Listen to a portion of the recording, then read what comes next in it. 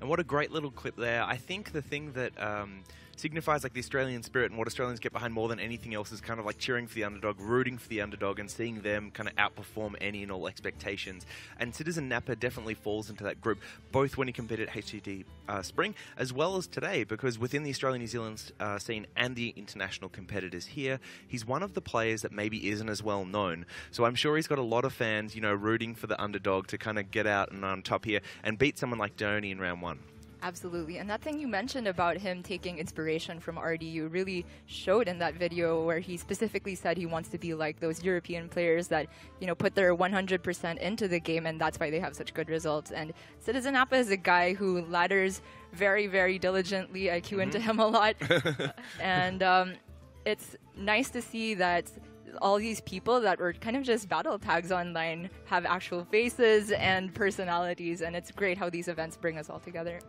Now, the thing I would like to draw everyone's attention to as we look at the lineups there is the ban on CitizenNappa's side. So DDaHyoNi has banned his Rogue instead of the Priest, and that's a little bit of a shock because kind of like the common thought process for the community as a whole coming into this day as well as other events is that Priest is going to be way too strong. It's got too many tools, too many different archetypes that can be strong, and that's the deck that's just like the instant ban. So to see DDaHyoNi not ban it, what does that kind of signify? What might he be trying to do here? Definitely something outside of the box, but maybe the way he's going into it is thinking that, well, if it's a new meta and the only deck that I'm sure everybody will be bringing is Priest, then maybe you can try and target Priest. But I don't think there are enough decks that can do that consistently. And you don't even know what type of Priest it is that he's going to bring. Could be Dragon, could be Raza. I think the other thing that might be a consideration is that if everyone thinks that Priest is going to be the deck that's banned, maybe you predict that CitizenNappa hasn't actually practiced much with Priest, because you know that you're not going to have to play it as much as your other three, so you don't practice that. And DDaHyoNi, who might have played a lot of Priest against a lot of Priest and ladder, feels pretty confident with his whole lineup that while those decks may not be super favored, if you know the matchup, then that kind of outweighs the win percentage just for the straight deck battle lineup. Maybe that's well, no, none of us can say what's going on in DDaHyoNi's mind. This guy has way more experience than either of us, so I'm just really excited to see what the lineup has. And you can see DDaHyoNi's cold stare. Look at him, just so calm. Stone cold. The thing that I like more than anything else is, especially on these player cams, is that they kind of like, as they're waiting for these games, they just get drawn back towards looking outside. Yeah, how can you not? Look at that. Yeah, the backdrop is gorgeous. And then they're like, oh man, I'm so glad I'm in the aircon inside. Oh, that looks painful. Not even that hot in the summer of Sydney, I must say, but that's maybe because I'm from a place where it's hot all the time. Yeah, I mean, it's just starting to warm up here, but obviously enough to like burn me as well as a few of the other guys yesterday out at the zoo,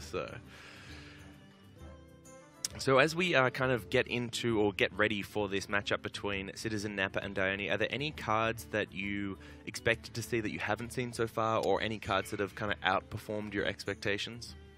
Well, not so much the things that I expected to see that we haven't yet, but more like things that I expected to never see and we saw, like Rin, the First Disciple, and the card that pretty much everybody knew would be good as soon as they watched Trinity is Corridor Creeper, which has been in the Tempo Rogue. So I expect to see that the Tempo Rogue of, who was it that brought it? Mage a while ago, so I expect to see that in the Rogues in this set as well. Yeah, so that way I guess was the interesting thing, that DDaHyoNi banned CitizenNappa's Rogue, which is probably running it, and I think DDaHyoNi's has been left up, because I think he brought Rogue as well. Yeah, and in the last set, the deck that was probably most similar to an archetype that previously existed was that Rogue from Mage. It's pretty much just the regular Tempo Rogue Shell with the Corridor Creepers, and we saw that that game was the most one-sided of any, so maybe sticking to decks that are tried and tested could also be a viable way to go about this. Yeah, and that's one of the things I guess I'm kind of surprised about. So we're in this new meta, these decks haven't really been tested 100%, you don't know the ins and outs perfectly. So one of the ways to get around that would be to just bring similar decks from the old meta and add in a few cards that seem broken. So you could do things like the Zoo, which everyone kind of knows how to play, and then add in the new really good cards. You could bring the old Tempo Rogue from last meta, add in, you know, Corridor Creepers, and bang, you've got a new great deck. But we haven't really seen anyone do that so far, in the sense that they haven't just brought like old meta decks and then add in a few cards. but it seems like it would be a strong way to play it because the your skill cap playing those decks, or your skill level playing those decks, would already be quite high, and you wouldn't take much adjustment to those new cards. Where someone like Jackie who brought that big Spell Mage, like that's a deck that's never really existed in Hearthstone before. So not only trying to learn the new cards and the interactions and then how it goes against other decks seems like it'd be really tricky, really complex thing to do compared to maybe just adjusting a couple of old decks from old metas. Yeah, really good point. And watching the first set with some of the pros back there, I saw a lot of their reactions to seeing Rin drawn for the first time. I was like, what? They're actually playing that? I can quote Naviud on saying, how do you hit submit on your deck? Maybe it wasn't for Rin in particular, but that line was thrown around a while ago. And then they saw that Mage was playing Rin as well, and they're all just mind blown. So maybe some of these other pros are a bit more, I don't want to say less creative, but maybe more pragmatic going about their deck building choices. But I think like the other thing that comes into mind for me anyway is that those pros are clearly relying on a group of other pros that have done some theory crafting and deck building, so they're partly relying on their knowledge plus their team's knowledge, and that's a card that their team decided wasn't good. So to see that someone else or someone else's team has decided that that card is good and that should be brought in a deck is like the mind-blowing thing. It's like, I'm working with some of the best in the world and they don't think it's good, so how do your best in the world think that it is? Like, this is the really interesting thing about a new meta and a new tournament. Right, and I think we have just received the deck lists. That's right, we're just getting ready to go into game one here. I think they've had a couple of technical difficulties that they're just working through now, but that shouldn't be too long until we jump into it. So with the deck list there, is there anything that you can kind of see initially? Well, I see a Zoo from CitizenNappa, so it does seem like he's going for more of an aggressive lineup. What else is he? And that Paladin is a Murloc Paladin as well, so it's correct to guess that it was kind of a faster lineup. And this is something that I would think is we're more likely to see in these tournaments very, very early into the meta. We're literally only on day 3, is that a lot of people bring aggressive decks because these are easier to refine and, you know, more intuitive to play than control decks. A lot of the time, the way that control decks rise up to the fore is that they adjust to the aggro decks that are already trying to dominate the meta. Yeah, this is exactly the thing that we were saying, right? Taking some of those old meta decks, then adding a few broken cards might be a really smart way to play this tournament out because you already know the playstyle, you've just added more good cards. So to see things like Zoo, Murloc Paladin, Tempo Rogue, and I assume that his Priest is probably a Raza Priest based on the fact that it's old meta, maybe Dragon Priest if he's got a lot of experience. Actually, Big Priest from CitizenNappa with the new Spellstone and double Psychic Scream. Although aside from those cards, everything looks pretty standard of Big Priest, and it was left up by DDaHyoNi if I'm not mistaken. So. Yes, exactly. Yeah, we will see the Big Priest. So maybe deck lists are revealed now for these guys because I feel like Big Priest is something you could leave up if you thought that your decks fared really well against it. Yeah, possibly. So we are going to be getting into a Warlock Mirror, but Nappa obviously playing a Zoo, including a Demon package with some buff cards like Demon Fire, whereas DDaHyoNi is playing something more similar to what we saw last set.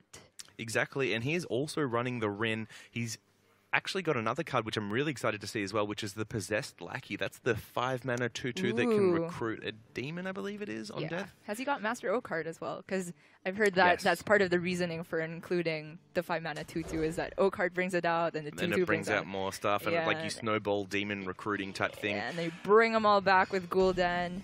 And I feel like this has got a little bit of justice here. Nappa is punished for bringing Zoo to the Patches draw, but he has got 2 of the cards that people theorized would make this deck a lot stronger, which is the Kobold Librarian. Yeah, the power level of that card is insane. Yeah, it's a 2/1 that deals 2 to yourself, but then replaces itself with another card once it dies. And in a deck like Zoo, where you would be spending 2 mana to tap for 2 damage anyway, this does the same thing, plus gives you a body. It's really strong. Yeah. And so DDaHyoNi has quite a few early game tools, though. Just playing the Mistress here is... Oh, it doesn't give him the heal effect, but it does contest the 2/1. Doomsayer seems a bit too early. So the Mistress just played out there, which makes sense, contests the board very nicely.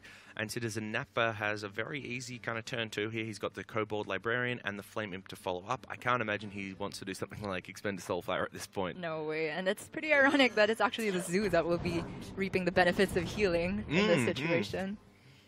But that's just how the things work. Now, the other card that Nappa has drawn there is the card that everyone thinks is going to find its way into all kind of Warlock decks, which is the Vulgar Homunculus. Yes, yes. So it's a 2-mana 2/4 taunt that deals 3 damage to yourself or 2 damage? I think it's 2 as well. 2, yeah. But just a very strong, very well statted card for both aggressive and defensive Warlock decks. So no surprise that it's just found its way into everything we've seen so far. Yeah, and especially in Zoo, being able to, in an ideal world, play it on 2 and then curve into Blood Fury Potion is just absolutely so hard to deal with for any other opposing class. Now, DDaHyoNi is faced with a pretty tough decision here. He can put down the Doomsayer, but with 5 damage already on the board, Nappa would only need to find 2 more to be able to clear that off. And we can see in his hand he's got things like Soulfire and Blood Fury Potion, I think is yes. it, that would get that done. So a couple of easy ways there, but coining out the Tar Creeper probably didn't feel good, so I guess this makes a lot of sense. Yeah, coining out the Tar Creeper allows Blood Fury on the Flame Imp to get a value trade anyway, and without something like Defile to follow up, it seems like you just play the Doomsayer to soak up 7 or more damage. We can see the disadvantage here of drawing the patches, because this turn, if you could South Sea Captain and pull the patches from the deck, that would be a really easy way to both develop and clear the Doomsayer, but not going to be the case, and Nappa is going to develop the Blood Fury Potion as a result. Yeah, I actually would have, even if patches were in deck, I think that the Blood Fury still makes more sense because it's a bit more resistant to Coin Hellfire. So I think it all works out for Nappa anyway, despite having drawn patches. Yeah, you're spot on there, and DDaHyoNi is running 2 Hellfires in his deck, so a very real possibility for Nappa to walk into there. Right, and that Corridor Creeper, just a little side note here, I took a glance at the bottom of all of CitizenNappa's decks, except for the Priest, and they all feature 2 of this card. So it's obviously just the premier aggro, new card, auto-include. Now, interesting turn here for Nappa, though, because if he wants to use the Soulfire, there's a lot of high-value stuff in his hand that he probably doesn't want to discard, the Corridor Creeper being one of those cards. So he's actually looking at using the Soulfire first here to reduce the odds that Creeper gets discarded. Yeah, I actually really like that. It also means that he'll be trading away his 2/1 instead of the 6/5, so he gets rid of a body that is weak to Defile. It makes Defile even stronger. I mean, he could possibly run in the patches as well if that's the thing that survives the Soulfire and leave the 2/1 on the board. So it seems like if he's going for Homunculus first, he values being able to play that this turn rather than he values the odds on keeping the Corridor Creeper. And it all works out anyway, just throwing away the patches. So now this is a pretty awkward board to deal with for a Warlock. Everything above 3 health. Oh, and it's really good that he played around like that because Defile straight out this turn. So what is DDaHyoNi going to go with here? Coining out the Possessed Lackey seems like potentially a strong play, especially if it gets something good. Void Lord comes to mind. Yeah, I think he's got Void Lord, Abyssal Enforcer would be good as well. The Despicable Dreadlords are really strong. I think those are the only 3 demons he runs, though, so it actually kind of guarantees that he'll run something, get something very large. Right, and a lot of the pros were discussing this a while ago, that whether it's worth it to put in a Void Walker in this kind of deck that runs a lot of Demon Recruit effects, because you don't want to be pulling that. However, Void Walker as a resurrection from Gul'dan is always useful because it gives you a ton on the spot. So it looks like DDaHyoNi is in favor of just running the big guys. So this seems like a really tricky turn here because there's no obvious good clear. So we can run the Lackey in and see what draws and then decide on the rest of the turn from there. Yeah. It's gonna be... Oof. Doesn't look too happy about that, but... Yeah, nothing gets cleaned up here. So Nappa's just 6 damage away from lethal. Now 2 damage. That puts him into 2, and you can play the Captain, guarantee that the Clutch Mother gets discarded, and then draw at the end. And putting DDaHyoNi to 2 means that he, CitizenNappa is able to deny the tap as well, which is really big. So, the Spellstone for DDaHyoNi is still in its lesser form, so I don't think that there's a way out for DDaHyoNi. Well, that's a 3 damage lifesteal, so I guess the issue for Nappa is that if he puts everything face this turn, the board would get cleared off pretty easily by a lot of things, which is why he's looking at trades now. Yeah, that's true. So kind of going for a play that, you give up some of your board, but you get longevity in that you retain these minions that are hard to deal with. We see the Clutch Mother come straight out, valuing the board development, which makes a lot of sense because it puts lethal on board for DDaHyoNi to have to deal with here. and I think the lesser Amethyst deals 3 for lifesteal. Yeah. So he can either take off the Creeper if you want to, you know, spend the Defile here and not get much value out of it, or he just has the Captain as the other option. But it's pretty weak either way. And I think maybe the bigger issue is the next turn Enforcer is kind of like the best follow-up, which means you probably need to use Defile to get the 4 health minions down to 3. So this possibly is the best way of doing it, but it doesn't feel good, does it? Yeah, although it's the only play, I don't think he can afford to tap there because the best thing he could draw is Hellfire, and that means lethal, so... Alright, so if we're in Nappa's shoes, he has drawn both Soulfires. Is there any other charges that he can draw that will close out the game? Doom Guards, I'm thinking... double. Blood Fury wouldn't be enough with it, so... Yeah, not quite. So this does mean that DDaHyoNi will get a full clear with the Abyssal Enforcer, but he'll be at a very dangerously low health total. That's right. So and Nappa has 2 draws next turn. Well, sorry, 3 three with the tap. Death Yeah, Rattle yeah, to hit a Doom Guard. It's no choice for DDaHyoNi, though. Puts him down to 4. So he will be, I guess, a little bit happy knowing the Soulfires are gone, but with so many draws, for Nappa not to hit one of those Doom Guards would be really unlucky, I think. Ooh. Oh, man. Misses it. So I guess if you're Nappa, you just dump the 2 3/3s. Doesn't feel like there's much else to do there, right? Yeah. Hope that he doesn't clear one, but really that doesn't even matter too much. All it does is block a tap, which DDaHyoNi's probably not using at this point anyway. Yeah, I think DDaHyoNi might have turned the corner here if he... It doesn't feel good to Siphon on a 3/3, but it does put him out of range of a Doom Guard, so...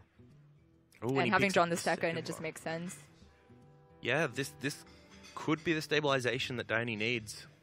I mean, things like running Doom Guards can still win Nappa the game here. Or even something like Blood Fury with Doom Guard type thing, if it doesn't discard it. So...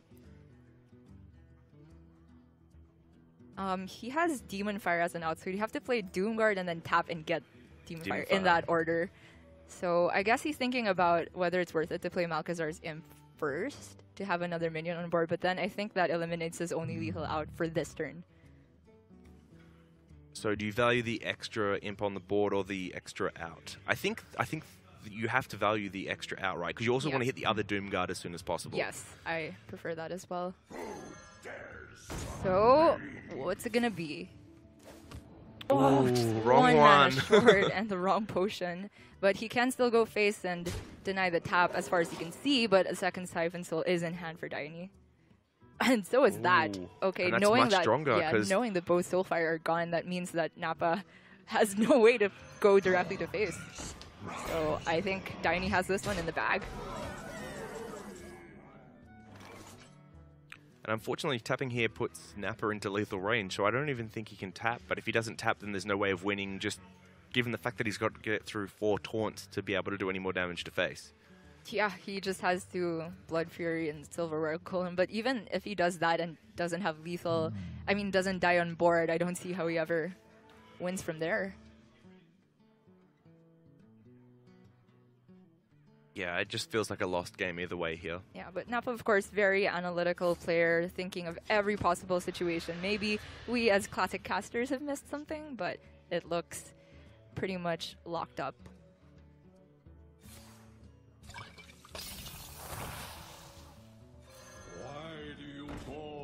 So Nappa just playing the turn out there. The Blood Fury Potion giving the Doom Guard +3/+3, but still not enough to clear off the taunt. The first taunt on the board, let alone the others. It actually wasn't even enough, so yeah. And then the Siphon Soul with the other 2 will just finish him off. So that'll be a game 1 for DDaHyoNi there, with the Control Lock taking a win over the Zoo.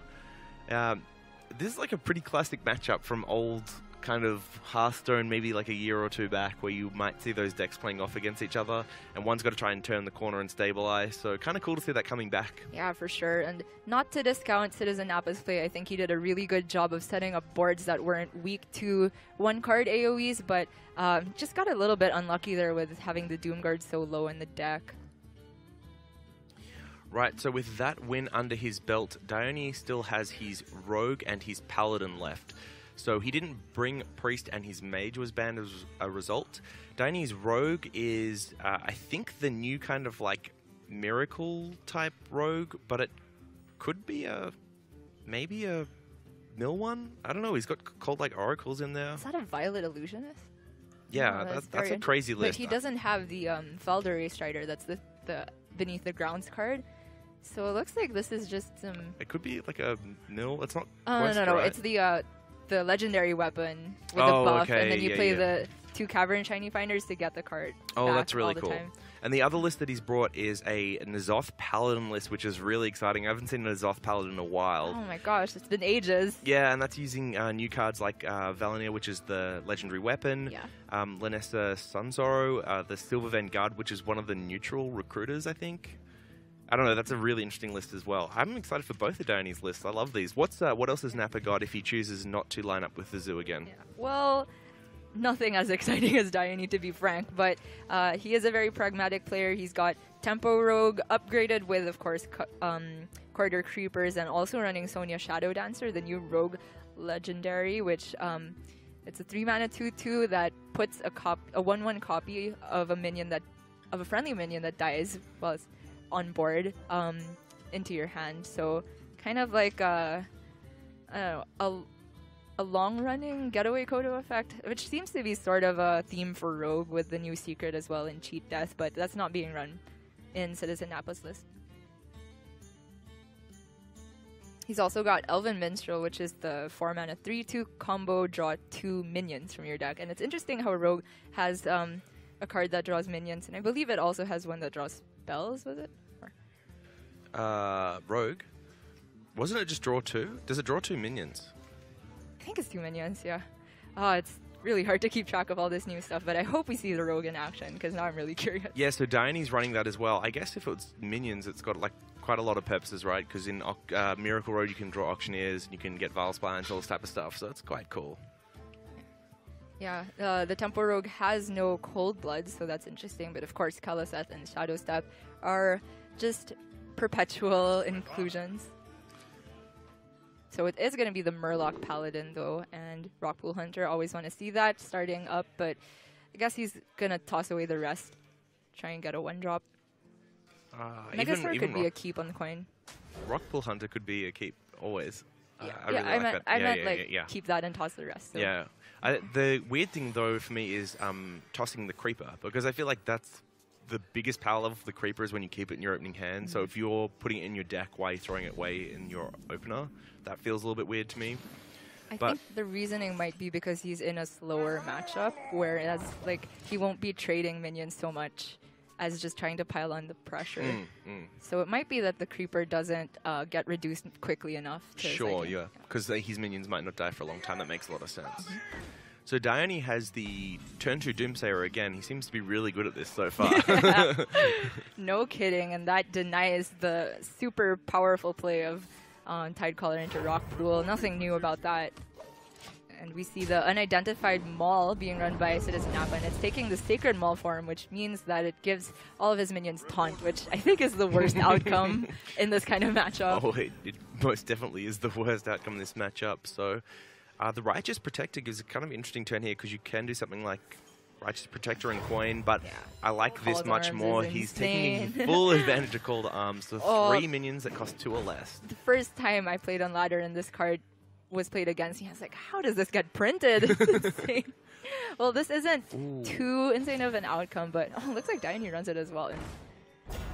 And just taking all those Doomsayers, man. I don't think he's happy to see 1 Pyro get pulled out, though, because that means he loses 1 Equality Activator. We do see that he has the other one in hand, though. I don't know. I think you're pretty fine with the Murloc Paladin not being able to do anything until turn 5. Like, this is a really crazy step for DDaHyoNi, because you've seen Nappa basically really slow. You've got a high life total. He's wasted one of the biggest power spikes in the deck, which is that Call to Arms. Sure. So this seems like really, really strong for him at the moment. The issue with DDaHyoNi is that he doesn't have much to do next turn. Don't imagine he'll play the Pyro for tempo, so it looks like it's going to be the classic slow Paladin turn of just make a guy and turn. He can cycle at least, so he can play that potion of heroism. Yeah. Heroism. And like, so which gives a divine shield and draws a card, so you can cycle a little bit off that if he's not happy with what's in hand. but he'd have to play either Aldor or the Wild Pyro. I don't think you're keen on wasting either of those, so I actually just don't mind hero picking a power dude. and do it on a dude. Oh, on the true. Do it on the dude, and then everything else sits in hand. So can you tell us anything about the new Paladin weapon that DDaHyoNi is available to play on 6? Yeah, Valenier, really incredible card. It gives a minion +4/+2, and that's also the stats on the weapon, 4 and 2. And when the minion dies, it's re-equipped. The weapon is re-equipped. So does the buff is the buff is a death rattle on the weapon? Okay, yeah. So it's not as broken as I made it sound. Yeah. So you play it next turn, and over the next turns you attack twice, and then once the weapon dies, the death rattle gives a minion in hand or on board +4/+2. In hand. You're right. So it gives a minion in hand +4/+2, and a death rattle when the minion dies, re-equip the weapon. So it's kind of like this weapon that goes on forever as long as the minion doesn't get silenced.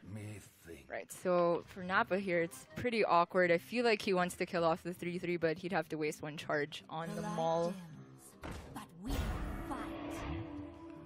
And those double Doomsayers really just stemmed the pressure that Murloc Paladin absolutely needs to get its game plan through, because it's all about being able to stick 2 to 3 Murlocs and then do the huge power swing with Gentle Megasaur. And every turn that isn't turn 4, it goes on later, it's just less effective.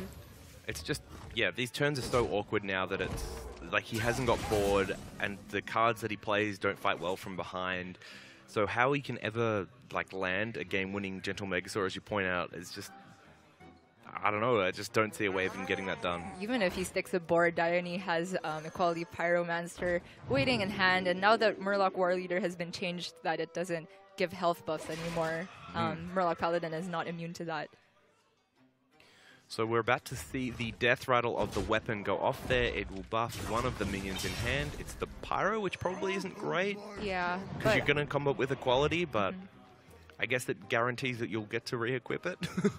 Yeah, at some point later on. Now, the taunt choices there are awful. Like, these are some of the most basic of basic taunts. This is crazy. These are like tutorial cards. And you'd probably lose the tutorial if this is all you got. Yeah, pretty unfortunate for DDaHyoNi. You can see it on his face right there. I think the good news for him, though, is it feels like he's so far ahead that I'm not sure it's going to make a difference at this point. Right, he has the liberty to just slam Rag Lightlord next turn as well. Bonus effect for the Maul, Purifier's Maul, so that gives Divine Shield. I believe, yeah. It's like a slightly worse version of the old Coghammer. Oh, yeah. Oh, that card was broken. So I guess you take the Death Rattle. I think so. You build a board that way. Death Rattle and then maybe drawing into Tarim could be an out, but Poisonous does remove one more thing immediately, so I don't mind this either. And it also challenges a Rag Lightlord that could come out this turn. Yeah, it challenges any bid minion that DDaHyoNi may put out, so I guess it forces him to clear the board before he develops himself. Right. And if you're giving Divine Shield to a minion next turn and it lands on something with Poisonous, it's pretty strong. So DDaHyoNi hovering over the Pyro there. I guess he's thinking about pulling the trigger on this board clear, but this is his last Pyro, keep in mind. Well, he could just Equality Consecrate and then develop the Pyro afterwards if he wanted to. Or just Pyro Consec and then... And then he's going to play the potion on the Pyro, which will then finish off the clear. As expected. Although I don't know when the Equality is going to get a great look in after this. I mean, you can still use it with the Pyro on board, but if that thing goes down, then it's kind of a pretty awkward card to have left in hand.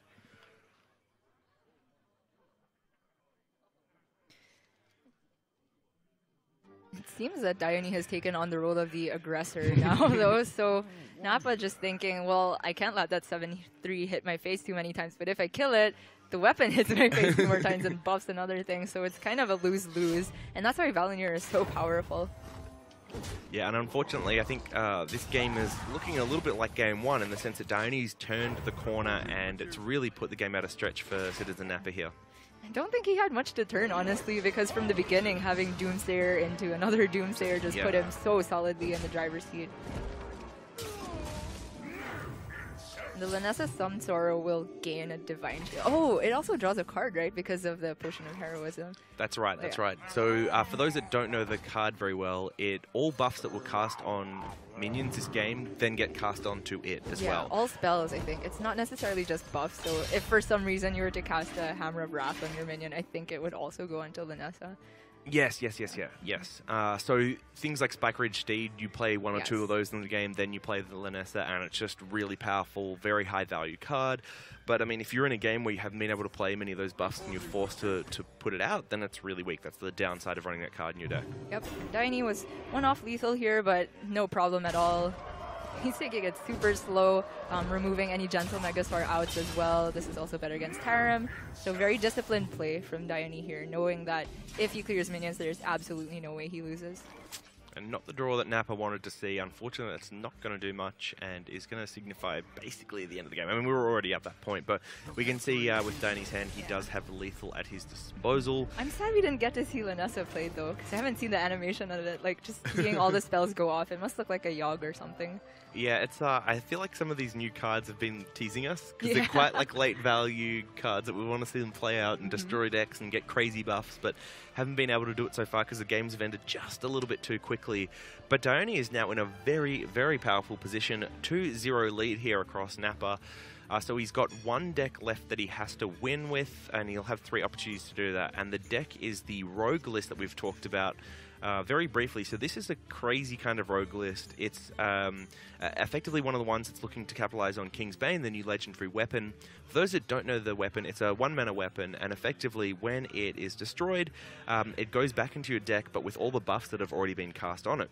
Yeah, and one of the most powerful synergies, it's actually 2 cards. This one is the 2-mana card for Rogue, which is Cavern Shiny Finder. It's 2-mana 3/1 that draws a weapon from your deck. So that's pretty insane because it makes it very consistent that you actually draw the King's Bane. And the second is Doomerang, although that's not an auto-include in some lists, but I've seen it played because when it's returned to your hand, King's Bane, it still keeps the enchantments. And then you can just keep equipping and equipping without having to look for it in your deck as well. So. Very true. So then the cards, the weapon buffs that DDaHyoNi's running that will actually make that King's Bane powerful is the Deadly Poison, so he's got 2 of those, and also has 1 Leeching Poison, so you end up having, you know, this like pretty decent sized attacking. Yeah. So you end up attacking with lifesteal and healing up and keep going. And he's running some defensive tools in evasion, so that's kind of like the new Rogue pseudo ice block card that is quite high skill cap. It'll be really cool to see how that plays out, as well as the Valera, which is another kind of ice blocky type card for Rogue. So it's a really interesting deck from DDaHyoNi because it's trying to capitalize on that weapon, but then it's also got these like cool survival tools to like help it get there. And he's also running Violet Illusionist, which makes the Rogue immune while it's attacking. It's a neutral card, though, so any attacking hero. So very interesting to see this build. I honestly haven't seen anything like it. Yeah, it's really exciting. The deck list itself actually looks a lot like, kind of like Quest Rogue with some changes in the sense that it's running, you know, Shadow Steps and the Gadgets and Ferryman.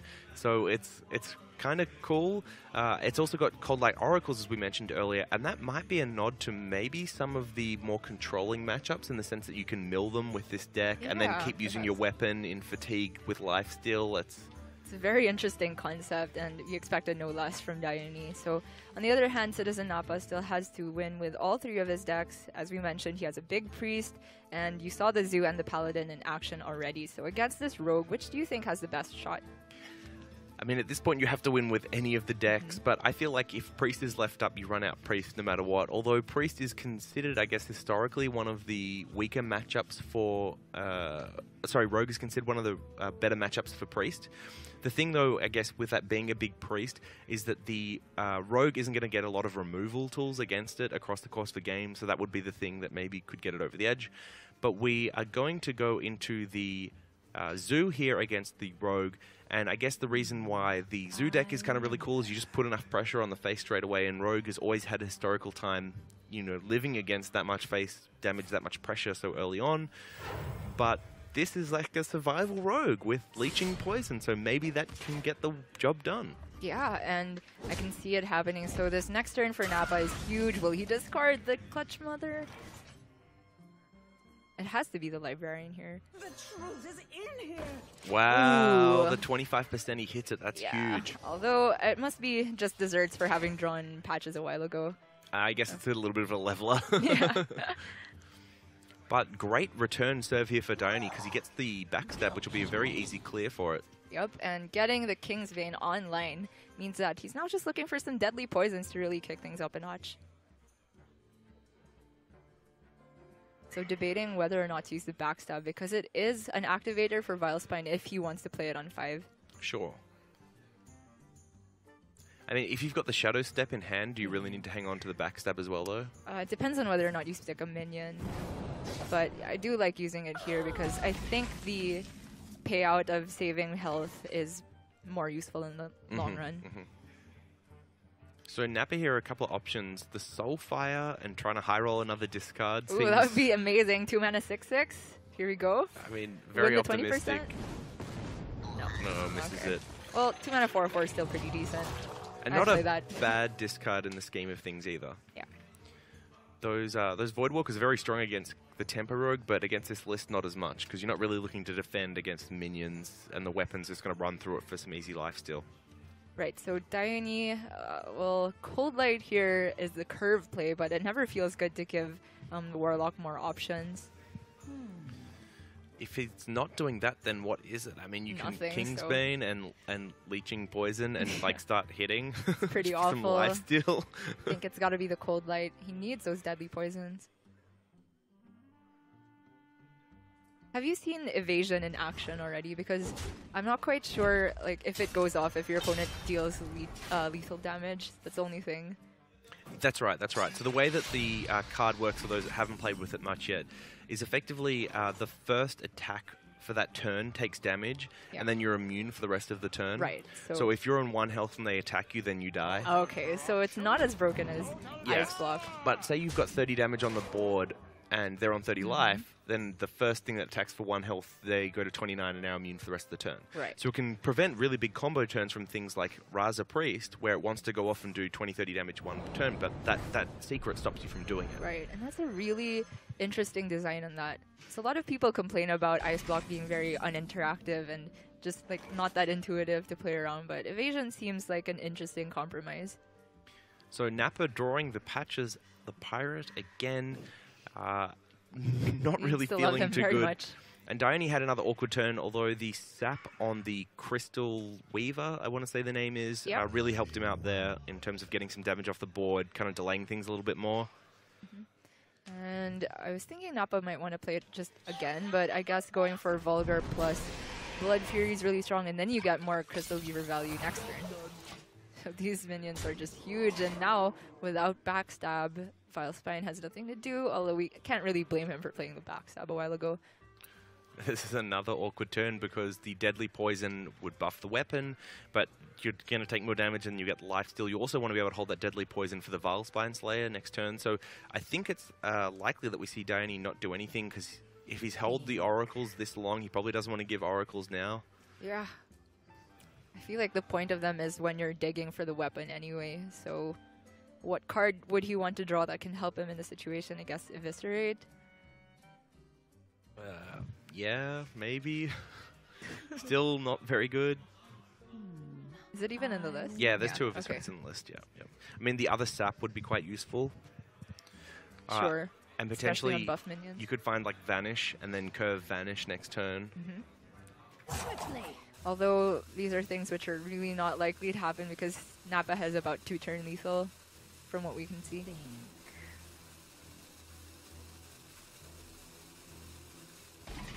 So rope into pass turn. Feels bad. Yeah, Nappa just has such a powerful turn here. Do you even play out the Homunculus, or I guess so? I guess. Just going to buff them all up and go base. The The only other thing he has option- to respect was Vanish there, right? Yes, yeah. If he didn't play everything or just played one thing, does Vilespine stop lethal? I don't think it did either, but this is fine. The interesting thing there being the Oracle would have hit the Eviscerate. So Deadly Poison and Vinespine Slayer is the only turn that he has, but that doesn't do enough to actually prevent lethal, right? Nope, it's just over. I wonder. So, Oracle into Prep Vanish Okay. is the only Okay. out I think DaHyoNi's got left now. And he has identified that, so let's see if it's There's gonna happen. one more. He's got the Freezer in his deck, the Glacial Shard. So he could have hit Glacial Shard and then with the Eviscerate, cleared off enough damage one turn to be on 2 left over at the end of it. But Would have wanted to see him swing there just to get the fight. But that means that CitizenNappa finally gets his zoo out of the way and is on board now. So that leaves the Murloc Paladin and the Big Priest for him. And given that he queued what is, in my opinion, his best matchup of the 3 decks, I guess he'll queue Paladin next. So I feel like DaHyoNi's Rogue deck is definitely going to be the weak point of his lineup, and just seeing how clunky and awkward that first game was, I'm not really sure how it finds a win at all. I feel like CitizenNappa could very realistically reverse sweep from here. Yeah, the Rogue deck definitely relies on the Kingsbane synergy. You not only have to have that card early, but also the buffs pretty early, and then it kind of can function like an Arcanite Reaper for Pirate Warrior. You just equip it regardless of what's happening in swing phase, and that's why you have a lot of these like survival tools like Valera and so on. So let's see if DaHyoNi can make it work. Yeah, where do you actually see this deck getting a win over Nappa's remaining 2? Like, I feel like the aggro Murloc list goes too wide too early for this type of rogue to beat it. Yeah. Whereas the Priest has things like Obsidian Statue, which just presents the ultimate stop sign for any deck that is trying to go face with minion-based or weapon-based damage. Yeah, this seems really tricky. I feel like the deck would work well in a control mirror, maybe. But even then, I'm not sure, because it just feels really weak. Looking at the list and seeing how it played out in Game 1, I like the concept is super cool. But you're never bursting someone down. Like, how do you do 30 damage with that deck? You have to be on the mill plan, I think, against control decks for that thing to work. Yeah, or you have to get like the ultimate deadly poison on the Kingsbane and just keep going. Like but super early. Yeah, you cannot really rely on that to happen. As for the Murloc Paladin matchup, I think he does have to rely on at least deadly poison plus dagger to get him through the early game against these Murlocs, which a lot of them have 3 health, Rock Pool, Aura Leader, and the buff health one. Yeah, and we saw his success against this Murloc Paladin in the earlier game was purely because he could keep the Murlocs off the board until about turn 5.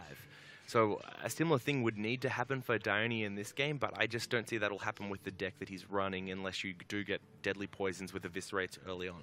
You just don't have enough removal tools otherwise to get there. Right, so he does have the key card though in Kingsbane. Oh, tosses it. Maybe we have a completely wrong interpretation of how this deck is supposed to work, Jackson. Well, I don't think you necessarily want it in your opening hand because it's not better than Dagger. Yeah, not too much. You probably want to draw the minion that draws it. I probably liken it a little bit to Secret Mage in the sense that you don't want the secrets, you want to get them off your other cards. Yeah.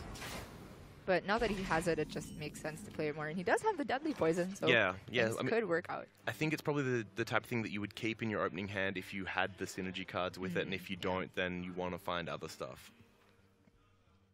Okay, so Nappa here feels bad to play the Grimscale Chum because obviously it just dies to the Kingsbane. So if he goes Coin Hydro, he can still buff it next turn with a Rock Pool if he assumes it survives. Is there any world that we just wait and then try and coin out a 3 next turn? Like the Grimscale and Hunter next turn? That could be something to consider as well. It's really strong, especially if the Grimscale buffs the Rock Pool Hunter. I wonder. Because at least that way you put 2 minions on the board that don't really die easy to anything that DaHyoNi would have, and it's unlikely that DaHyoNi's developing something turn 2 that would threaten those being coined out. The other thing to consider as well in CitizenNappa's shoes is that you probably want to coin Fincher on 4 to give yourself the best odds for this matchup, so maybe next turn is something just like a Hydrologist, but that gets really easily blocked now.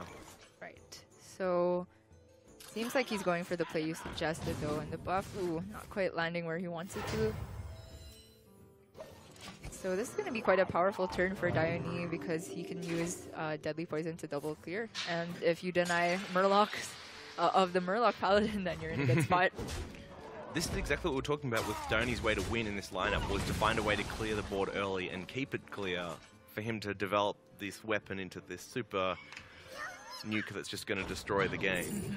But I don't know, can it keep up? still not sure, especially with things like Call to Arm and Finja, you know, at CitizenNappa's disposal. He's going to draw all of his deck out so quickly. Yeah, and I don't know if DDaHyoNi can be as conservative with his cold lights in this game, because they're just going to be sitting in hand, and I don't know how he expects to consistently deal with every threat from the Paladin. Then again, if he plays a cold light, then gives the Paladin more threats to deal with. He's thinking about it really hard. Yeah, still doesn't want to give up the draw. So consistent line of play there, where giving the draw to the aggro opponent is something he's trying to avoid at all costs. Right. Those are super huge annoyances for this kind of rogue to deal with. Righteous Protector is insane, you know. And in the Pirate Warrior matchup back in the day, if they didn't have first mate, then that thing easily eats like 5 damage. It's just a big weapon blocker. So we might see the Shadow Step here. So next turn he can play the Valspine alongside the Oracle. Yeah, makes a lot of sense. And I guess he just... Hold the weapon, probably. Yeah. You don't want to be drawing it yet. And evasion does pretty much nothing in this situation, so... I mean, DDaHyoNi wants to find the leeching poison to put on it as well, because even then if you're attacking into 1/1s, you're getting health out of it. Yeah. Help you survive longer.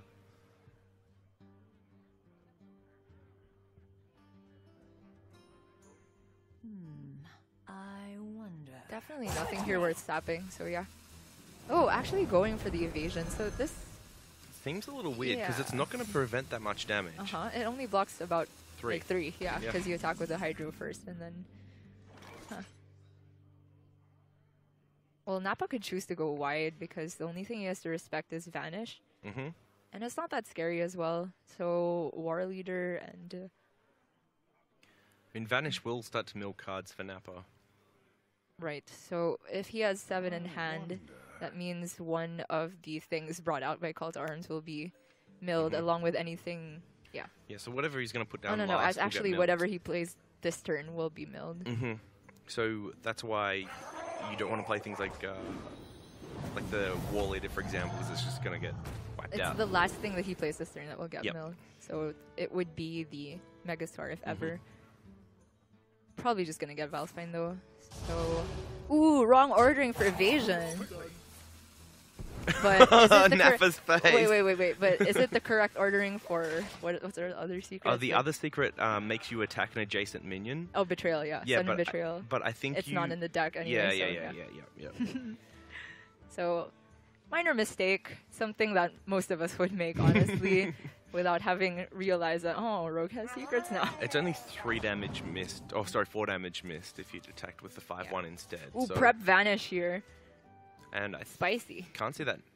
It's got to be that, right? Yeah.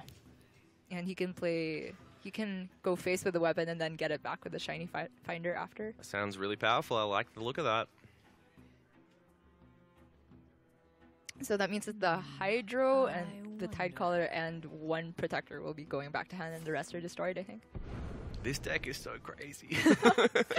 Much fun to watch and cast. Yeah, it makes you want to go play it, right? Like, this is just so weird. Whoa. And it must be the type of deck where you'd lose so much on ladder, but that one time you win just feels amazing. And to have that win be in a tournament, oh, ×3 amazing. So having seen a Vanish, I guess Nappa just wants to go as wide as possible here. Especially having Tarim in hand, just play a lot of small guys. Rogue, this Rogue in particular doesn't run Fan of Knives, I believe. So kind of interesting not to want to buff health, maybe with one of the Codlight Seers, but instead valuing the 1/1 protection. I think he just wants to be able to play as many minions as possible, so this way he can fit in 4 instead of 3. So I don't mind this, yeah. I guess knowing that the weapon is hand, the 1/1 is much harder to get through without forcing something like a Valspine or a Sap. Alright, so a lot of tools now at DDaHyoNi's disposal.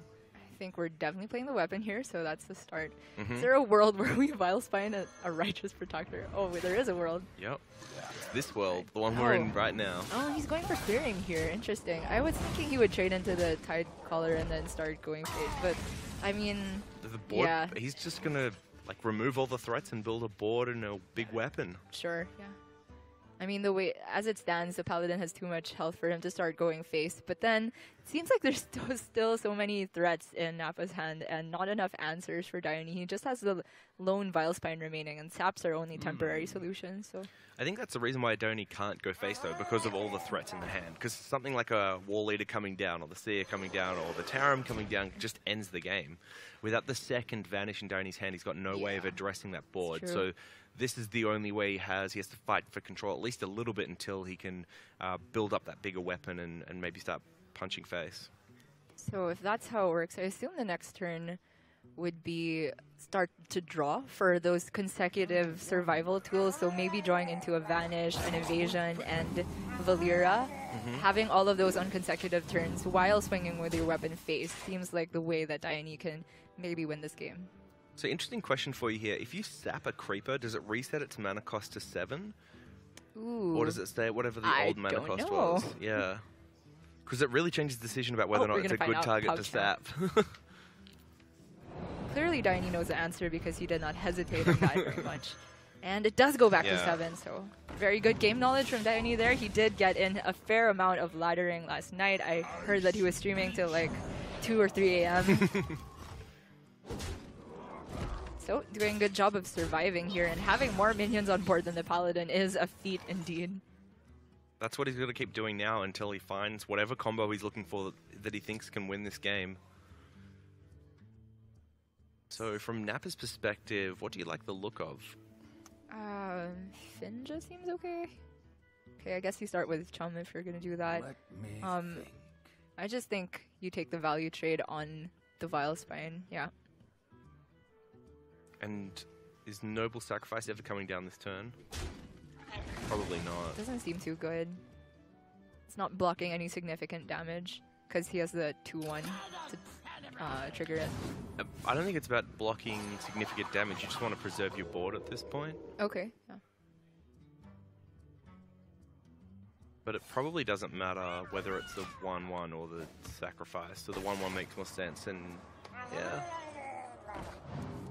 Ooh, Violet Illusionist. Oh, this is getting together here for DDaHyoNi. With the Leeching Poison, he can now start getting life gain back off that weapon. The Vile Illusionist prevents damage. So just those two cards comboing alone this turn will kind of like save him some health and then gain him some life. It's amazing. It's like hitting a minion now heals you. So, other play, I guess the Vile Spine. Ferryman is going to the... I think it's a Vile Spine? I don't know. He has a second Cold Light in hand, but I mean, both of these seem like valuable bounces. So I guess he values drawing into the actual win condition more if he chooses the Cold Light. Yeah. Kind of makes sense as all of the targets are kind of small anyway. Nothing too good for Vile Spine to eat. Must be getting to the point in the game, I guess, where the second Vanish is so important that you don't think a Vile Spine can delay as much as Oracle gets you there. Yeah. That's a really good way of putting it. But I think the following turn will be Nappa's big, not quite swing turn, but like he is free to develop so much pressure here. And Finja could pull out any number of terrors. The Valera is a really important draw there for DDaHyoNi as well. Ooh, that's a good one. So I guess the turn starts with Finja killing the Vile Spine. Yep. Or does he prefer to kill off the Cold Light? Have both Shadow Steps been played? I think just one. Oh, never mind. He has lethal.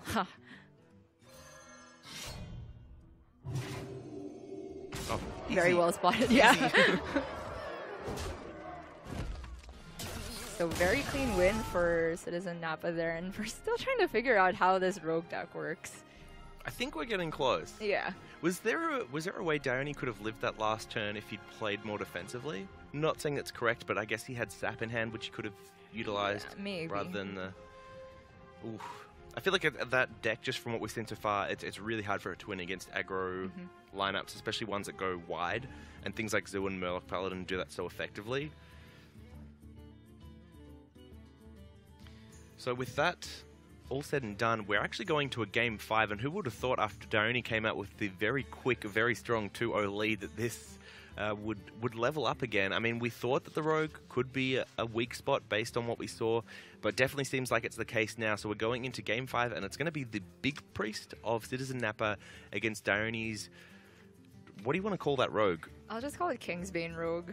Weapon Mill Rogue? Well, whatever it is, it seems like Big Priest is the kind of deck that will at least give the Rogue some time to draw into what it actually wants to do. On the flip side, it's going to have some difficulties making it through the big taunts like Lich King and Obsidian Statue because Vile Spines are only two in the deck, of course. So, yeah, it's on DDaHyoNi to see how aggressively you can cycle. And I guess this is one matchup where you might be a bit more liberal with how you play your Cold Lights. Sure. Especially because there's a lot of opportunities maybe to overdraw a Priest in this type of matchup.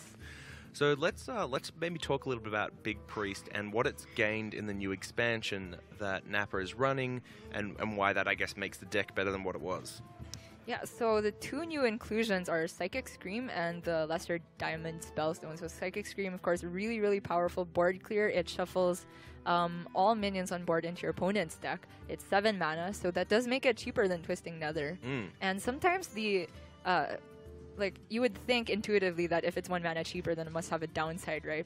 And in that case, the quote-unquote downside is the shuffle into your opponent's deck. But sometimes, if all the minions are useless, your opponent doesn't want to be drawing them anyway.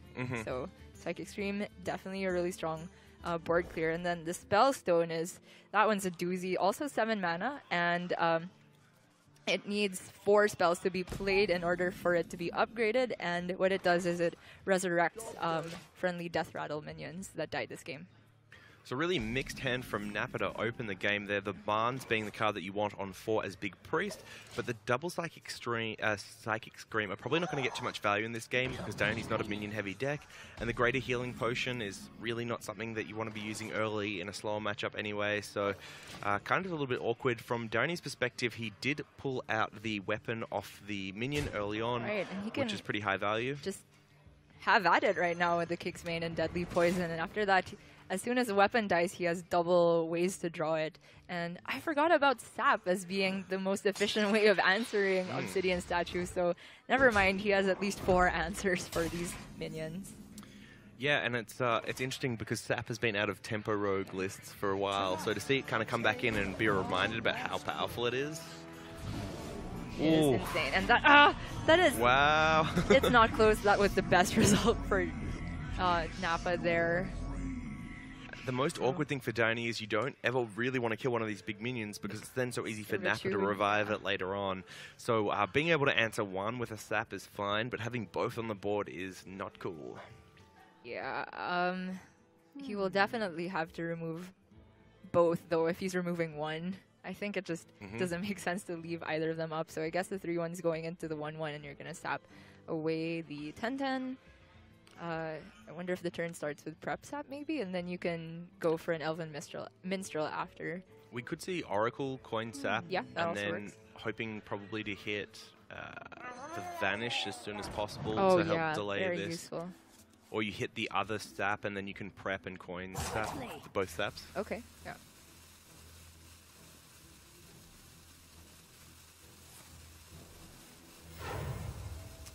Just an awkward turn there. And ever so slowly gonna start chopping away at the priest's face.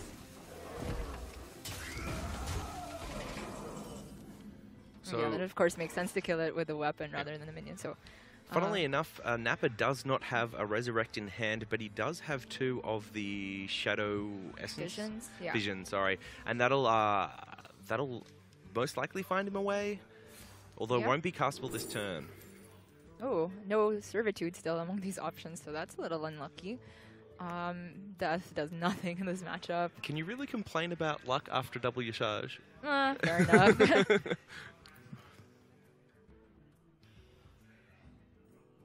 Interesting draw. I guess from Nappa's perspective, whatever card he picked there isn't useful. So being able to trade into one of the minions and just dump a card from hand, heal it back up is probably more useful than holding on to something else that's more high value. Expect to see the second Shadow Visions come out as well because he really wants to hit that Servitude or at least the Shadow Essence. Ooh. So he gets the Shadow Essence, which can be played next turn, but still really not a great draw there. Nope, not at all. And DDaHyoNi, I assume he wants to be hitting a bounce effect here so we can get max value out of this Cold Light, which is stuck. Not quite the case, but I think the second one might... Well, if the second one comes down, the thing is that if he doesn't draw into a bounce effect, that's it for his draw. So maybe it's actually going to be Elven Minstrel here, like Glacial plus Elven Minstrel. Yeah, and I guess that puts more pressure on the board to keep doing damage to face. It would force Nappa to like Dragonfire if he wanted to clear it, but from DDaHyoNi's perspective, that still buys you a turn where Nappa's not really doing anything else. So you were that unhappy with it? I think not. I could very well see that being the play this turn.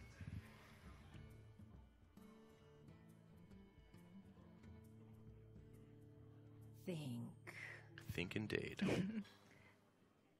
So DDaHyoNi really wants to be hitting the second Deadly Poison, and that just really amps up his damage output over the next few turns. And that's, you know, at the end of the day, the way he wins this. The defensive tools that you mentioned, which were so useful in other matchups, not quite the case against Big Priest because Big Priest is able to kind of outlast as long as you run out of damage output. So I do think that DDaHyoNi has to play for max damage possible because of the Greater Healing Potion, which is an inclusion in the Priest list as well. So no play that turn. Yeah. Very interesting. So what is he hoping to draw off of the Elven Minstrel? Very interesting. Yeah. I mean, maybe the not using the Glacial Shard is that DDaHyoNi wants to prevent damage from a bigger minion at some point, and the Barnes isn't worthwhile. It makes sense if an Obsidian statue came down because that thing also heals. So, but the second Deadly Poison, very, very good draw here. Yeah, I mean, you can kill off the Obsidian with it, and it combos the Elven Minstrel, but it held it last turn, so... I think if you're DDaHyoNi, you can say pretty clearly that Nappa doesn't have Servitude, so I don't think he should be that shy about killing a minion that you don't want resurrected. Right. So it looks like he's going to go for it.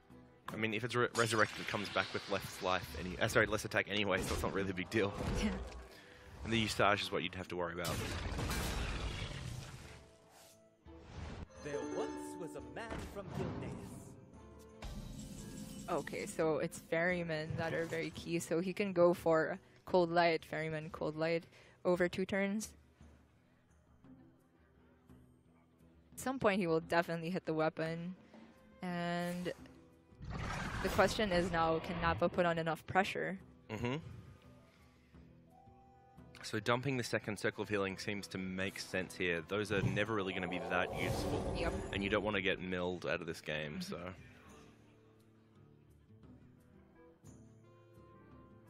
I think just, I mean, attacking to the minion's okay because it means that like a backstab doesn't clear it anymore. And from Nappa's perspective, you probably want to be gaining health for as long as possible because you probably should be able to outlast. Yeah. I think it's on DDaHyoNi to be able to collect the right combination of cards. And then I don't think he plans on playing anything too flashy until he's sure that every turn he can survive. So if you have a Prep Vanish for this turn, the next turn you have Valera or something, the next turn you have Evasion or at least another Evasion. And just make sure that the weapon damage is consistent. I feel like that's the way he gets the win. But it's really hard to keep track of all of that when Obsidian Statue and Greater Healing Potion are both factors to consider. So DDaHyoNi has a pretty neat clear on the board here, which buys him an extra turn by using the Abyss uncomboed. The 3/2 will then go into it as well, and he can use the Valspine Slayer to finish off the board there. Right. It will put Nappa up to basically full health, but DDaHyoNi has to deal with this at some point. I think buying himself extra turns to get more of the pieces together to like go off over 2 or 3 turns is more important in his perspective than Like basically Nappa being on full health. Yeah. The extra health probably isn't going to matter as much. Kind of wonder whether it's worth using Valspine on Barnes. I'm not sure because you have Lich King. So yeah, I prefer Cold Light and Gadgets and Ferryman. Definitely the Valspine will find some better targets later on. Very true. I guess the only issue with Valspine is that when it comes down against like a board of Obsidian, that it gets killed itself and you can't do things like Shadow Step it later. Or, Yeah. Still gonna go for Prep Ivis though, so valuing sticking at least one minion. And it's interesting to me because Ivis represents some very, very precious burst.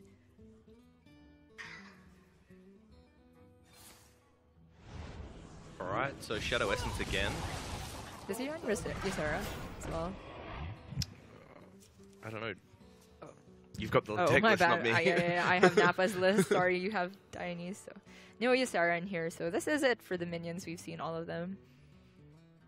So stuck in the same position for DDaHyoNi again, where like, how do you remove the Obsidian Guardian if he wants to? He still has the last sap in hand, and I think this is a second Valspine as well. So he's really just thinking about whether he can play Cold Light because it's the last one. It's insane if he hits the second Ferryman, but if he doesn't, then he'll just be stuck drawing one card every turn as well. So he's just going to go for the delay here. I like this. It's patience. Just such an awkward, interesting matchup. Yeah. These are things that neither of us are very used to seeing. Oh, I'm sure no one's used to seeing this rogue. But having big priests struggle like this despite having Barnes on 4 is a good feeling. Yeah, actually, it's not very common that happens. It's just like super annoying for Nappa to deal with, I can imagine. Like every turn, minions getting frozen or sapped and stuff getting milled.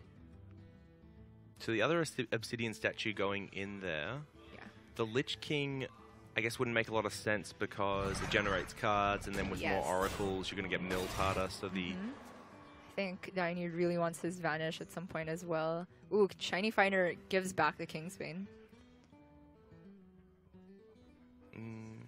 If that's the case, is there any reason why he wouldn't sap the other one and then with the Kingsbane kill the 5/5?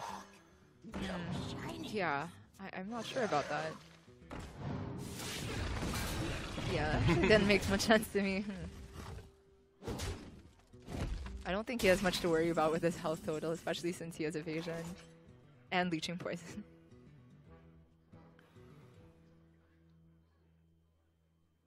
Yeah, I really think that was a wasted Valspine there. So Nappa has 4 minions in his hand that he can play. 2 of the Obsidian statues, the Usage and the Lich King. I think that means that Charge brings nothing out now. Like, there's nothing left in deck. So there's probably no advantage in playing it over one of the Obsidian statues, right? Yeah, so statue does make sense here. It's actually quite unfortunate for Nappa as well, because he just drew the last statue then. If he could have played Usage's turn to guarantee drawing out the last statue, that would have been pretty nuts. I wonder how useful Psychic Scream will ever be in this deck, because it kind of just shuffles stuff that DDaHyoNi might not want back into the deck, and it kind of interrupts the combos that he wants to be doing. So. I mean, in this matchup, it seems awful. Yeah. But maybe there are others where it finds good use. So that's pretty cool there. Gains 1 life despite attacking in. Really seems like DDaHyoNi is just running out of answers now, though. So if this next statue comes down, I don't know what DDaHyoNi's going to do about it. I think he'll be forced to play the Cold Light at some point. I mean, with the Oracle plan, you can still mill out your opponent, right? Because with Valera, you can get the weapon to keep going back into your deck. Ooh. Speaking of, I'm sure he was waiting to draw this as well. So, yeah, I think things are finally starting to fall into place for DDaHyoNi. The second Vanish hasn't been played yet, right? So I think that's another key thing. Have we seen the first Vanish? I don't think we have. Have we? Oh. Oh, I think both are still in the deck, aren't they?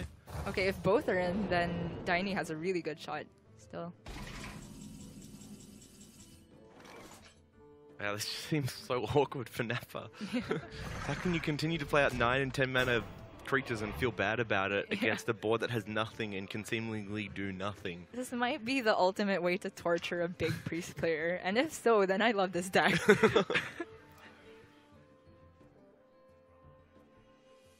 Yeah, I don't know what Nappa's thinking about. Maybe just future turns. Or, oh, he's preemptively dumping cards. I can see this because now that Villiers has come down, he can most likely expect Cold Light Oracles. So he's got 8 in his a lot of sense. hand, and he'd already overdraw 2. Sorry, already overdraw 1, and then the second Oracle means another 2 Ooh, on top of Shadow that. Step as well. Yeah, this feels good. Hello. Okay, And there's the Vanish in Vanish. hand. Another Cold Light. He can Shadow Step. Play another one. Everything's coming up DDaHyoNi. Has DDaHyoNi got this from here? I think so. Especially having 2 Vanish. This is Oh insane. my. Yeah. This is like the mill plan. Oh, yeah. it's Let's go. This is a sight to behold. Like, I'm speechless. Because in the future, right, DDaHyoNi can draw the weapon and then play the weapon off both, like, naturally and then off Valero, so you keep shuffling, like, infinite weapons into your Is deck. that how it works? I think so. Why wouldn't it work like that? Because you're replacing it. It should be, the death True. rattle should activate. I've never seen that interaction, but I just really want to now. So, going Embrace card the dump Shadow, here, yeah. probably. Embrace the Shadow and then Lich King. But it's one of the last threats of Nappa's deck. Okay. Definitely the best he could muster at this point. So if you're DDaHyoNi here, I don't think it's Vanish this turn. I think No, it's this is card dumping. He's going for more Oh, okay. Yeah. milling all the way. But at some point he's gonna have to destroy the taunt, right? So. Oh, no, you're this just isn't mill. destroying This is both. destroying Okay. Huh. So, do you do this because you don't have the weapon in hand? Well, you don't want to overdraw the weapon. But I guess if DDaHyoNi's got a good way to clear the board, why not keep delaying? Sure.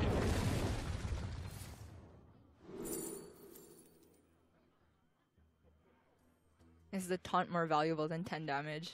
I think the taunt's more valuable because you just want to live with the lifesteal. Yep. Although, honestly, I think DDaHyoNi has this one locked up. Because Nappa's deck's looking awfully thin. Feels like DDaHyoNi's got enough tools from here. This is kind of crazy. Is there anything the Lich King can do that would really help this game out in terms of cards it can pull? Death Grip comes to mind, but it's not like you want to steal a minion. You want to steal a weapon. So, I don't think so. Well, you could steal an Oracle and then mill with the Oracle, but DDaHyoNi gets the information, and that's just not going to You're work. going to mill yourself as well, so. Here we go. Love to see this. Out of cards.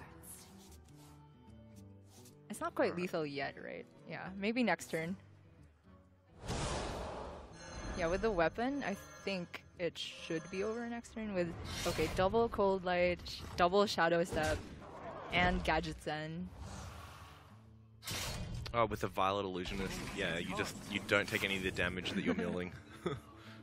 Is that how this game's going to end? This is Even so if he takes the bizarre. damage, he's way far ahead in health, so. It's so bizarre. Yeah. Okay, how many cards left in deck for Nappa? It's gotta be like 1, right? Did he say he was almost at? There One can't or be two? much left. Yeah. But it's impossible to do the math without knowing that. Yeah. Okay, this is getting a little tricky now. So I didn't realize DDaHyoNi's deck was also that far into fatigue. Yeah, so clearly there's not that many cards left to calculate the guaranteed lethal here. Yeah, so that's the last card. Yep. Mill him 2 more. Shadow Step. Play it again. Fun times. Wow. Just watch it and enjoy, guys. Watch the big priest go to fatigue and suffer.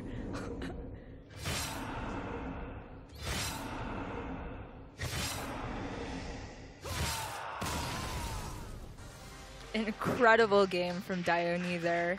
And Not to sell CitizenNappa short, he almost completed the reverse sweep, but eventually that rogue found its ideal target, and now I completely understand why the priest was left up.